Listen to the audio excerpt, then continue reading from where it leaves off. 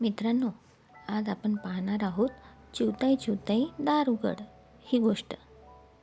एक होती चिव आणि एक होता काऊ.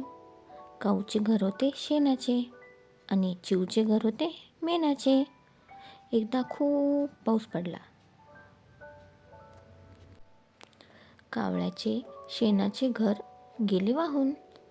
कावळे दादा गेला चिवताईकडे आणि चिवताईला म्हणाला, चिवताई चिवताई दार उघड. चिवताई म्हणाली, थांब माझ्या बाळाला नाव घालते. थोड्या वेळाने कावळ्याने पुन्हा हाक मारली, चिवताई चिवताई दार उघड. चिवताई म्हणाली, थांब माझ्या बाळाला पावडर लावते. मग पुन्हा कावळ्याने हाक मारली, चिवताई चिवताई दार उघड. चिवताई म्हणाली, थांब माझ्या बाळाला जीव घालते.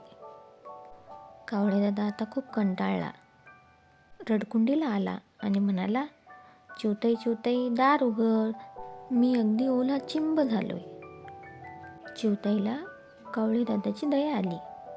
तिने दार उघडले आणि म्हणाली, कावळे दादा चुलीजवळ बस, तोवर मी बाळाला निजवते.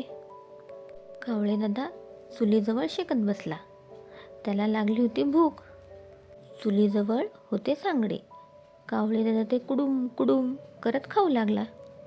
चिवताई म्हणाली, कावळे दादा कुडूम कुडूम काय खातोयस रे? कावळा म्हणाला, छे ग ताई, थंडीने माझे दात वाजतायत. कावळे दादाने सगळे सांडगे गट्टम केले. थोड्या वेळाने पाऊस थांबला. ऊन पडले.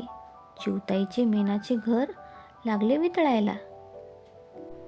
हे पाहून कावळा चिवताईला म्हणाला, चिवताई मी आता निघतो बरं का. आणि कावळा उडून गेला.